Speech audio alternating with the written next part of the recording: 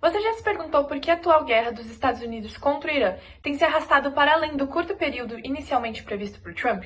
Porque a superioridade bélica dos Estados Unidos e de seu aliado Israel não tem sido suficiente para fazer o Irã recuar? Para respondermos essa pergunta, é necessário entendermos um conceito fundamental das relações internacionais, o equilíbrio de poder. Mas afinal, o que é o equilíbrio de poder e como ele nos ajuda a explicar as complexidades do atual conflito entre Estados Unidos e Irã?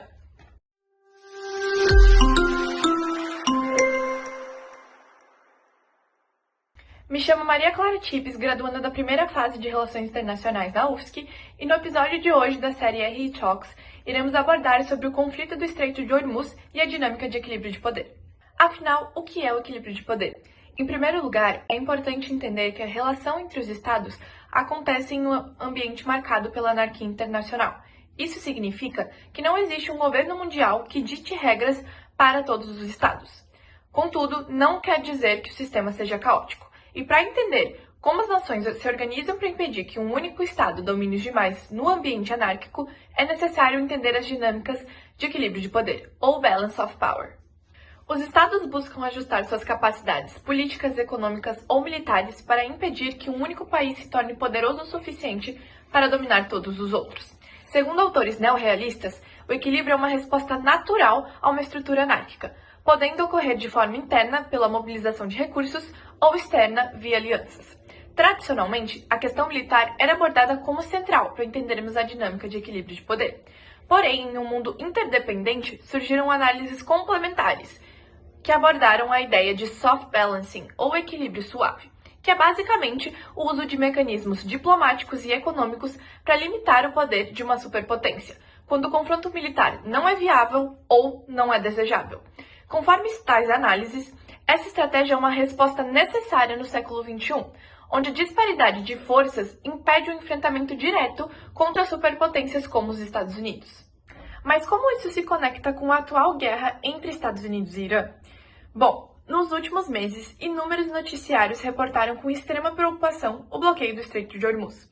O Estreito de Hormuz é uma das rotas marítimas mais estratégicas do mundo, funcionando como um corredor vital que conecta os produtores de petróleo do Oriente Médio aos mercados da Ásia-Pacífico, Europa e América do Norte. No seu ponto mais estreito, localizado entre as costas de Irã e Omã, o canal possui apenas 33 quilômetros de largura, mas é profundo o suficiente para a passagem dos maiores petroleiros do mundo. Por essa via circula cerca de 20% do consumo mundial de petróleo e a maior parte do gás natural liquefeito do Catar, movimentando um comércio anual de quase 600 bilhões de dólares. Em 2 de março de 2026, a Guarda Revolucionária Islâmica do Irã declarou o fechamento completo do estreito, ameaçando atacar qualquer embarcação que tentasse transitar pela região. Esta medida extrema ocorreu após diversos ataques aéreos massivos dos Estados Unidos e de Israel contra o Irã, que resultou na morte de diversas autoridades, entre elas o Ayatollah Ali Khamenei. Em resposta direta a esses ataques, Teherã iniciou uma ofensiva de mísseis e drones contra bases americanas e contra o território israelense, transformando as tensões em uma guerra regional aberta, que culminou no bloqueio do estreito como uma retaliação econômica militar extrema. Entretanto, para entender um pouco mais a estratégia iraniana, é necessário saber que não é a primeira vez que o racionamento de petróleo é usado como uma estratégia. Ao decorrer da história contemporânea, houveram 3 eventos que nos ajudam a entender o atual cenário. A primeira delas foi a Guerra de Yom Kippur, em 1973, na qual os países árabes, em indignação com o apoio de certos países ocidentais a Israel durante o conflito, em destaque os Estados Unidos, promoveu um grande embargo no fornecimento do petróleo.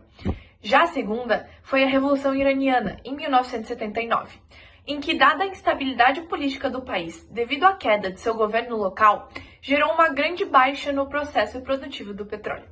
Já a terceira foi a Guerra do Golfo, em 1991, onde muitas refinarias foram impactadas dada a invasão iraquiana no Kuwait.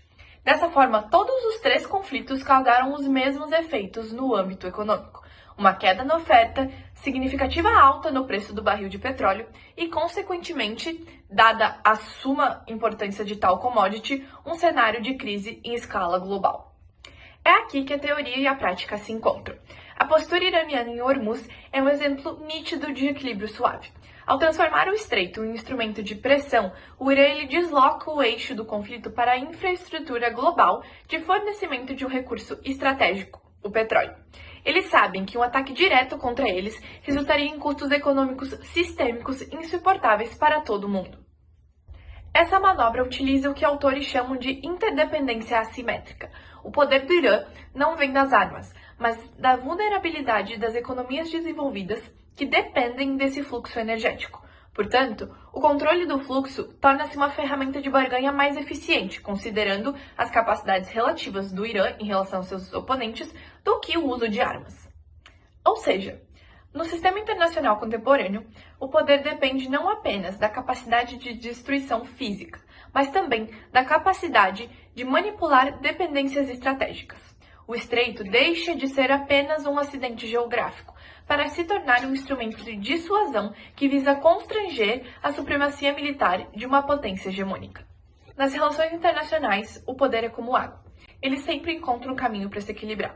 O Estreito de Hormuz nos ensina que em um mundo interdependente, a maior arma de um país nem sempre tem o caráter bélico. Às vezes, um grande impacto pode ser sentido só com o fechamento de um pequeno canal. Obrigada por assistir, acompanhe os demais conteúdos da playlist RI Talks, curta esse vídeo, deixe seu comentário e não esqueça de se inscrever no canal para ficar por dentro das novidades.